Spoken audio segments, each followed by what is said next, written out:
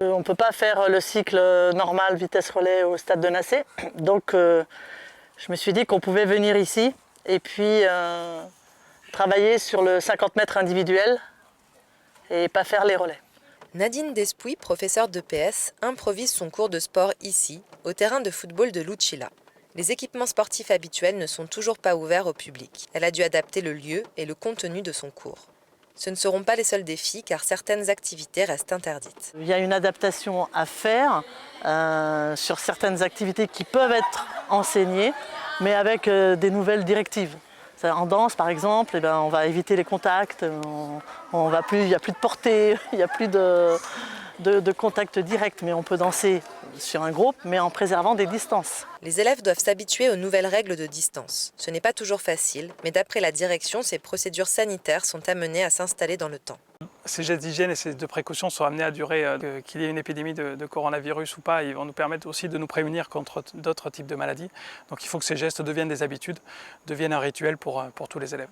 Aujourd'hui, ce sont 430 élèves au complet qui ont effectué leur rentrée au lycée Williama Haoudja. Ils devront désormais intégrer dans leur programme ces nouvelles mesures d'hygiène. Bien se laver les mains, se frotter. Donc vous avez vu, j'ai mis déjà les savons là-bas sur les points d'eau. Donc vous avez vu, Mme Floriane et Mme Kedo ont mis déjà des affiches sur ces points d'eau-là. Donc vous avez un robinet pour les 5e, un autre pour les 3e et de l'autre côté, c'est les 6e et les 4e. Pour qu'ils se lavent les mains tous les matins en arrivant, après chaque fin de récréation et le soir avant de rentrer à la maison. Ce matin, c'est avec le sourire que les élèves se sont précipités vers les robinets pour démarrer la journée. Même s'il est compliqué pour eux de respecter la distanciation de 1 mètre, le lavage des mains reste primordial. Je pense que c'est bien pour éviter de faire propager les bactéries. C'est bon pour faire partir le virus. Pour pas qu'ici à Canala, on a. La matinée a été réservée à la répétition des gestes barrières. En classe, les professeurs ont dû s'adapter et réorganiser la disposition des bureaux dans les salles. Donc pour l'instant, pour éviter les contacts au maximum, j'ai espacé les tables, j'ai aménagé l'espace. C'est bon? C'est quoi? Le spray? Pour désinfecter quoi? Les mains et les bureaux à la fin de chaque cours. Des gestes que ces élèves devront effectuer tous les jours.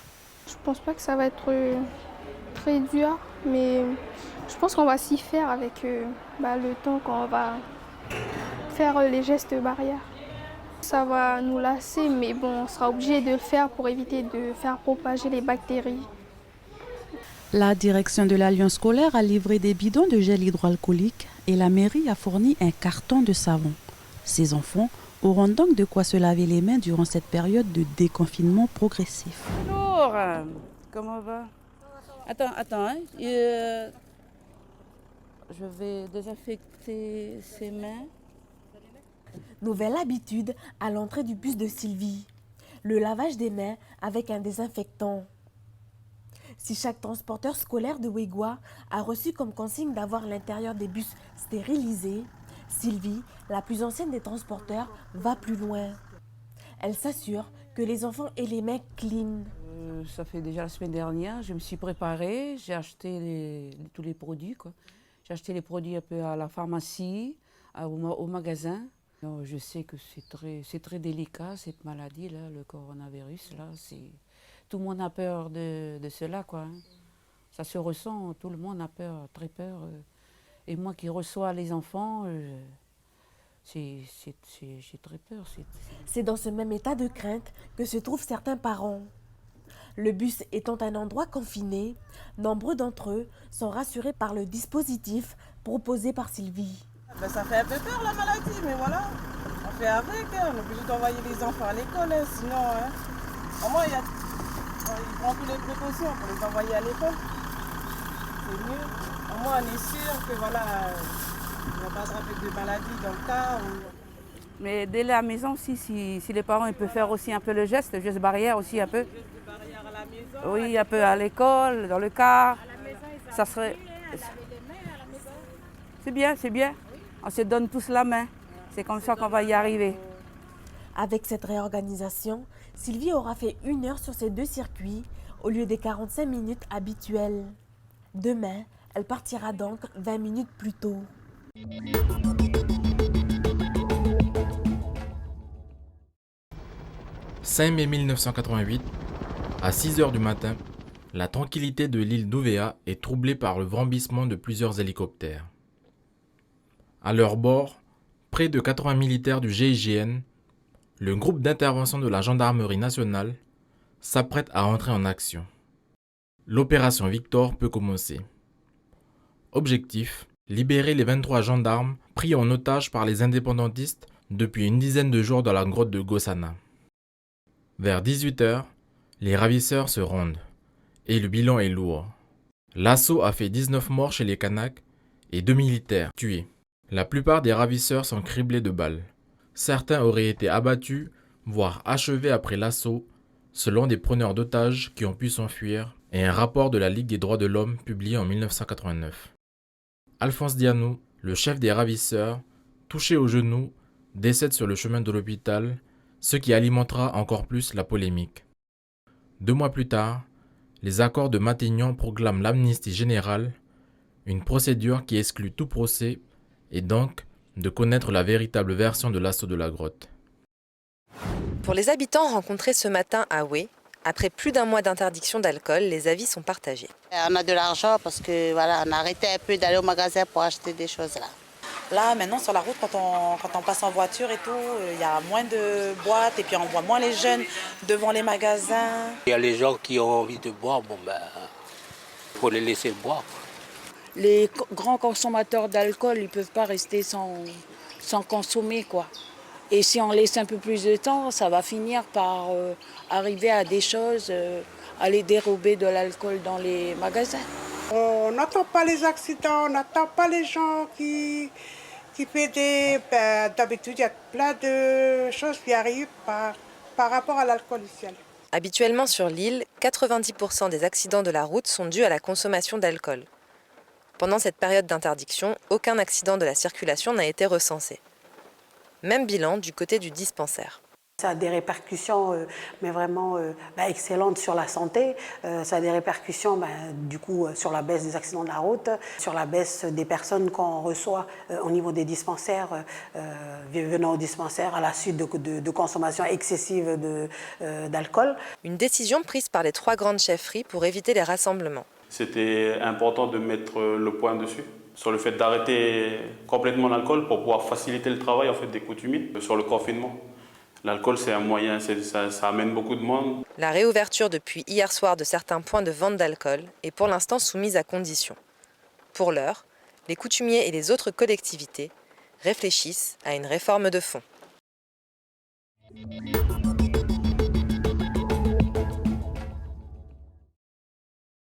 Terminée l'interdiction de vente d'alcool le week-end, la province sud veut changer son fusil d'épaule contre l'abus d'alcool. Sonia Backès présentait ce matin son projet inspiré des pays anglo-saxons. À l'avenir, les bouteilles d'alcool ne seront en vente que dans des bottle shops ou dans des espaces séparés à la vente. Une formation sera exigée pour vendre des boissons alcoolisées et l'amende en cas d'infraction devant un mineur par exemple ou à un client en état d'ébriété sera relevée de 1 à 5 millions de francs. Les commerçants auront 1 an à partir du vote pour se mettre en conformité. La province sud a prévu des aides financières pour les plus petites structures ayant besoin de faire des travaux. On ne pourra plus acheter de l'alcool comme on va acheter une baguette de pain ou un M, c'est terminé. On va acheter de l'alcool, on va présenter sa pièce d'identité. Donc on veut faire prendre conscience que c'est un acte particulier et que quand on consomme trop d'alcool, on a des réactions qui sont différentes et ça génère de l'insécurité routière, ça génère de la délinquance, ça génère des violences intrafamiliales ou pas intrafamiliales. Pour la protection des mineurs, la province met en place un partenariat avec le parquet de Nouméa. Dorénavant, un mineur trouvé seul dans la rue entre 22 h et 5 h du matin sera signalé aux services sociaux de la province et au parquet. Des mesures d'assistance aux familles peuvent être déclenchées, mais aussi, le cas échéant, des poursuites judiciaires contre les parents ou un arrêt des versements des allocations familiales versées par la province. Il est nécessaire que les parents intègrent davantage leurs responsabilités. On déplore également que certains parents refusent de se déplacer en pleine nuit pour venir récupérer leur enfant au commissariat ou dans un service de gendarmerie. Et cette situation est totalement anormale. Ces mesures seront proposées dès demain au vote en Assemblée de province. Sylvie est originaire de Balade. Cette retraitée fait régulièrement la navette entre Puebo et Nouméa, où elle est suivie médicalement. Si elle est d'accord pour le port du masque dans le bus, en acheter un est impossible pour elle. Payer les masques, c'est cher. Il faut qu'on paye nos cartes et puis il faut payer encore le masque. Ah, il exagère trop. Pour pouvoir monter dans le bus, Sylvie a dû chercher un masque par tous les moyens. Ben, heureusement, parce qu'ils m'ont donné des masques à l'hôpital. Ça fait que j'ai bien gardé. Puis voilà, pour me mettre là. Si le gouvernement a annoncé un encadrement du prix des masques à 850 francs, cela reste trop cher pour Sylvie, qui tente déjà de réaliser des économies sur le trajet en descendant chez sa fille à Calagomène. 850 francs, c'est le prix de 5 paquets de riz. Dimanche, elle devra revenir à Nouméa pour une consultation médicale. Elle utilisera le masque qu'on lui a donné, même si celui-ci devrait être jeté après 4 heures d'utilisation.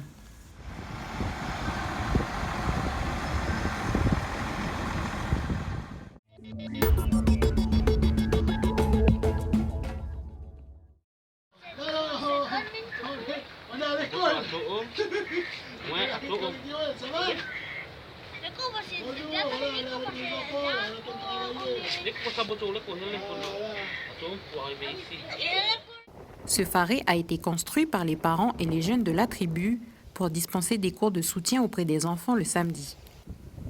Avec la mise en place du confinement, la structure s'est transformée en antenne de continuité pédagogique, tout comme la maison familiale qui se trouve juste à côté.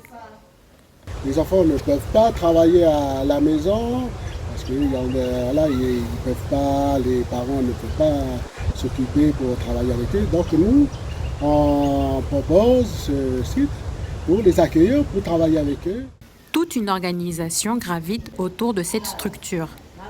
En effet, un programme sur mesure est planifié pour chaque cycle par un personnel encadrant constitué d'enseignants, d'animateurs et de jeunes bacheliers. L'équipe est renforcée par des parents d'élèves qui assurent les repas du midi. Une initiative citoyenne de la tribu qui recueille l'admiration de la province des îles. C'est un projet qui peut inspirer d'autres parents dans les autres tribus de nos îles.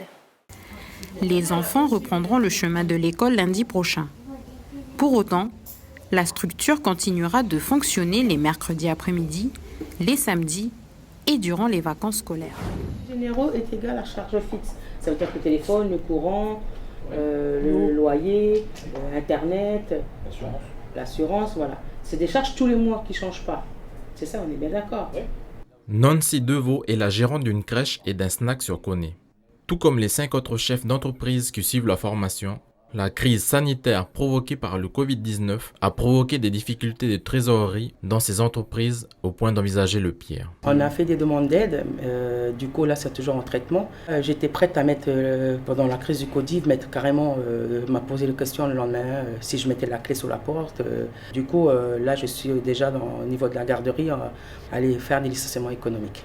Sous la forme d'un cas pratique, les participants bénéficient des préconisations d'un conseiller et de la mise en place d'un outil dédié qu'ils pourront apposer sur leurs problématiques respectives. Mais c'est important que ce soit bien clair ça, sur les frais généraux parce que ça, tout à l'heure, vous allez devoir placer les charges, les différentes dépenses qu'on va avoir dans le cas, dans le tableau. Donc il faut que vous arriviez à identifier est-ce que c'est des frais généraux pour cette entreprise ou est-ce que c'est des achats.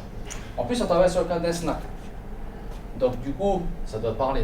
Les entreprises peuvent optimiser leur trésorerie grâce aux aides disponibles et au report d'échéances possibles. Ça peut être les aides de la province sud, de la province nord, la province des îles. Là, on a des gens plutôt de la province nord, donc on s'est plutôt focalisé sur les aides de la province nord.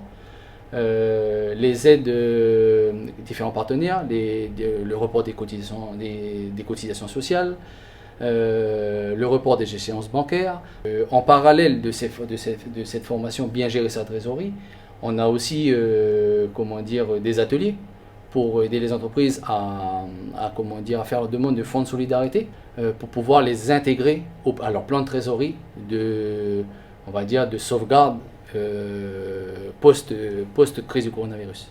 Même si elle n'aura duré qu'une journée, Nancy est satisfaite de cette formation. Je suis très contente aujourd'hui d'être là parce que ça me permet vraiment de visualiser demain, de me poser ce soir, revoir tout ce que j'avais déjà mis en place. Peut-être que j'étais à côté, que des choses que je n'ai pas pensées et que des choses aussi que je n'ai pas anticipées.